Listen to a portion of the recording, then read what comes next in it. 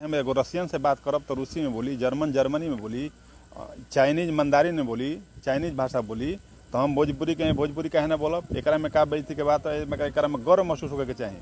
वो लोग के पता नहीं खे कि हम का कर। हमनी के समूह में बहुत लोग हमनी के साथ जुड़ल बा, काम कर रहल बन, बतावे खातिर कि ये शर्माए वाला बात नहीं खे, शान से कहो कि हम भोजपुरिया हैं। हम लोग भोजपुरी की बात कर रहे हैं और देखिए हमारे हाथ में एक किताब है, भोजपुरी के मान्यता दें ये सरकार। अब आवाज उठने लगी है कि भोजपुरी को मान्यता दिया जाए, भोजपुरी को 8वीं अनुसूची में शामिल किया जाए, क्योंकि आप देख रहे होंगे कि किस तरह से भोजपुरी जितना लोग बोलते हैं सुनते हैं उससे कम भाषा बोलने और सुनने वाले जो भी भाषा है उसको 8वीं अनुसूची में शामिल कर लिया गया है, मगर भोजपुरी को शामिल नहीं किया गया है। क्यों नहीं किया गया है इस पे भी मैं बात करूंगा, मगर उससे पहले इस किताब पे चर्चा करता हूं, क्योंकि जो किताब लिखने वाले प्रोफेसर हैं वो हमारे साथ मौजूद हैं। प्रोफेसर राम बहादुर राय जी हैं और वही ये बुक लिखे हैं। चलिए मैं इनसे सीधे जुड़ता हूँ। IBN 7 भारत में आपका स्वागत है। जी, आपका भी स्वागत है और बहुत दर्शकों को भी बहुत स्वागत है, धन्यवाद है। एक मेरे हाथ में ये बुक है और आपके द्वारा लिखी गई है। ये क्या सोच करके ये आप बुक लिखे हैं कि भोजपुरी के मान्यता दें ये सरकार? देखिए, हम एगो लेखक साहित्यकार बानी, क्योंकि भोजपुरी है से भोजपुरी में हम बात करत नहीं। हिंदी पहले हम लिखत रहे, लेकिन बड़े बड़े विद्वानों के बीच में गई नहीं, पता चला कि भोजपुरी के 8वीं अनुसूची में मान्यता ही नहीं थे। हमने के हिंदी राजभाषा है, राष्ट्रभाषा वो भी नहीं थे। तो भोजपुरी के 25 करोड़ लोग बाड़न और कम से कम 17-18 देश में भोजपुरी बोलल जाता, ओकरा बाद भी एक मान्यता हमने के भारतीय संविधान में नहीं थे। आ जेकर आबादी 1 करोड़ बा, 1.5 करोड़ बा, 2 करोड़ बा, ओके मान्यता मिल गई बा, लेकिन भोजपुरी के मान्यता नहीं मिलल। जबकि मान्यता मिले खातिर एकर व्याकरण होके के चाहिए, एकर निबंध होके के चाहिए, एकर आपके होके के चाहिए, उपन्यास होके के चाहिए, संस्मरण होके के चाहिए। पूरा भोजपुरी भरल पुरल बा साहित्य से, लेखन से। तो हमारा दिमाग में आयल कि आखिर भोजपुरी के मांग खातिर भी कोनो किताब बाकी ना। तो हम सर्च कैनी, खोजनी तो कहीं ना मिलल। तो एकरा के हम साल भर के अथक परिश्रम से भोजपुरी के मान्यता खातिर सरकार से एगो निहोरा कैल बा, एगो विनती कैल बा कि काहे मान्यता ना दिहल जाओ, आखिर का कमी बा। एकरा में बटलो बा कविता में कि सब कुछ तो हमारा पास बटले बा, ओकरा बाद रुआ काहे के मान्यता दे, वही समझ के हम किताब। चलिए हम भोजपुरी में बोलब, रुआ भोजपुरी में बोलते हैं तो रुआ कनी है कि निहोरा कल जाओ, विनती कल जाओ, मगर हम तो ये सुनले बनी कि हक लेवे खातिर लड़े के पड़ेला, बिना लड़ले हक मिलेला ना, निहोरा निवेदन कैला से कुछ भी ना होला। जी, बहुत बढ़िया प्रश्न बा, लेकिन ओकरा पहले भी एगो उदाहरण आप दे तनी।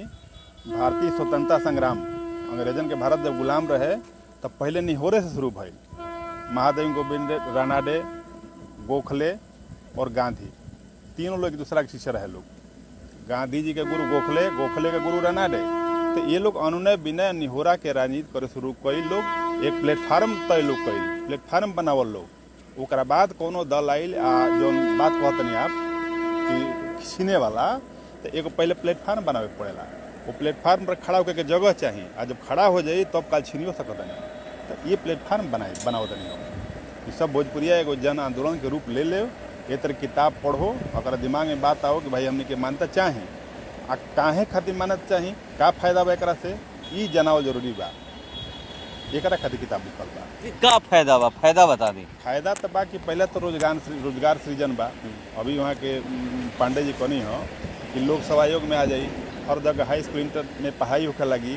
तो जैसे 4 गो भोजपुरी के पद निकलल बा, 4000 पद निकली ना, तो उतना लेके एकरा में जइहन। ये तो शर्मिंदगी जन बात बा कि 1,70,000 में 4 गो पद निकलल। जी, तो एकरे खातिर भोजपुरी हर जगह पढ़ाई होखे लगी, कोचिंग भी चले लगी, एकर IAS PCS भी बनिहन लोग, बनिहन ना। तो ई मान्यता सृजन पढ़ी ना, एकरा से लोग लिखे पर लगी हन, साहित्य और रुचिकर होखे लगी, जन जन के आंदोलन बन जाई। सब एकरा में कहीं प्रिंटिंग होई, कहीं कुछ होई, रोगो कहीं दौड़ दौड़ जाई, होई ना एकरा से रोजगार सृजन। आ एगो आत्मसम्मान के बात बा। जौना भाषा के बोलत नहीं, जौना भाषा में हम जन्म ले बानी, हमनी के महतारी है, तो एकर रक्षा कईल, एकरा के पुनरुत्थान कईल हमनी के कर्तव्य बा, ना तो जियल अधिकार बा।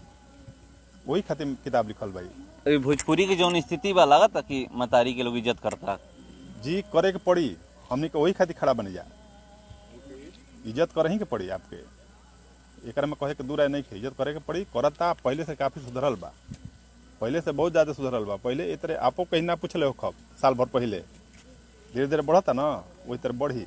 आ 2024 के चुनाव में हमारा उम्मीद बा कि सरकार मान्यता भी देवे के कोशिश करी, ना तो एगो जनसमूह के दबाव बा भोजपुरिया के, 25 करोड़ लोग हमने के बनी जाए। इंटरनेशनलो भाषा बा जी बटले बटे भारत की में भोजपुरी सबसे ज़्यादा बोलल जाला, भारत में मान्यता नहीं खे, द्वितीय भाषा के मान्यता नहीं खे, लेकिन विदेश में जाई मॉरिशस वगैरह जाई तो एक भाषा के मान्यता बा, वजह शौक से बोलल जाला, ओकरा कहीं बेइज्जती महसूस ना होखे।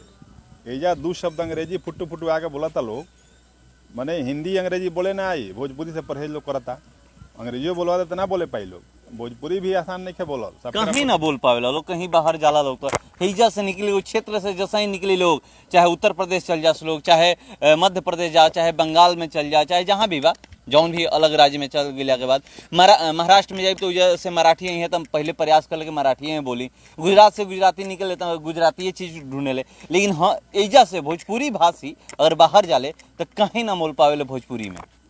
उनकरा अंदर आत्मसम्मान की कमी बा। सबसे पहले स्वाभिमान आत्मसम्मान होके के चाहिए। यदि हम एगो रसियन से बात करब तो रूसी में बोली, जर्मन जर्मनी में बोली, चाइनीज मंदारिन में बोली, चाइनीज भाषा बोली, तो हम भोजपुरी कहें भोजपुरी कहे ना बोलब, एक में का बेइज्जती के बात है, एक में गर्व महसूस होके के चाहिए।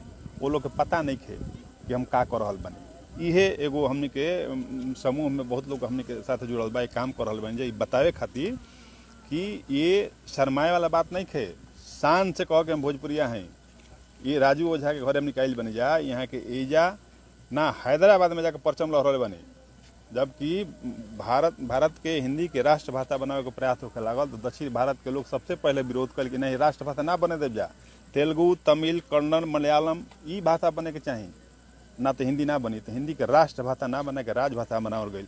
तो जौन आदमी है कटिया से जाके सहजौली से जाके हैदराबाद में भोजपुरी के झंडा गाड़ सकता, तो हमने के तो भोजपुरी के क्षेत्र में बनी जा महाराज, हमने कहीं पीछे रह जा, हमने के 10 को झंडा लेके चलब जा, ये गर्व के बात बा, शान के बात बा। वही खातिर किताब लिखाइल बा, अजय सिंह गीतकार बड़ा 5,000 से अधिक गीत लिखल यही खातिर कि प्रचार प्रसार होके, तो ये होई कैसे बड़ आंदोलन के रूप ली आंदोलन। जैसे पहले प्रचार प्रसार कल जाला, देखिए मीडिया से बानी, हम मीडिया से पढ़ले बानी, हम MJMC हैं। पहले सबसे पहले का कल जाला कि एगो एजेंडा सेट कल जाला, आप जानते नहीं, एजेंडा सेट कल जाला, ओकरा बाद पब्लिक रिलेशन में आवेला आदमी, ओकरा बाद एडवर्टाइजमेंट होला, ऑटोमेटिक बढ़त चल जाला। ये एगो एजेंडा सेटिंग बा कि भोजपुरी के मान्यता दिवावे खातिर बा। पब्लिक रिलेशन मतलब कि जगह जगह हमने के जाके हम बात करते हैं, जब मिलत नहीं जा, एक से आदमी में जागरूकता बैठी, फिर प्रचार प्रसार हुई सोशल मीडिया पर, तो सब लोग धीरे धीरे जाने शुरू करी, तो काल मान्यता मिले ही के बा, कोनो दूर नहीं थे। तो देखिए अभी निवेदन और निहोरा हो रहा है कि आप भोजपुरी को 8वीं अनुसूची में शामिल कर लीजिए, अगर नहीं मानिएगा तो फिर वो जो अपना हक लेने की जो लड़ाई होती है ना, वो भी लड़ने के लिए और दिल्ली जा कर के लड़ने की तैयारी में ये लोग हैं। और किस तरह से भोजपुरी को 8वीं अनुसूची में शामिल किया जाएगा उसकी तैयारी चल रही है, उसका रूपरेखा तैयार हो रहा है। और देखिए मेरे हाथ में जो ये किताब है, भोजपुरी के मान्यता दें ये सरकार, इन्हें के लिखले बनी। और रुआ सब भी जे भी भोजपुरी बोले वाला बा, जे भी पढ़े वाला बा, सुने वाला बा, एक बार जरूर ये किताब के पढ़ी और रुआ सब ये किताब खरीदें और किताब के खरीद के पढ़ी, काहे कि भोजपुरी के बात बा, अब भोजपुरी के 8वीं अनुसूची में शामिल करे के बाद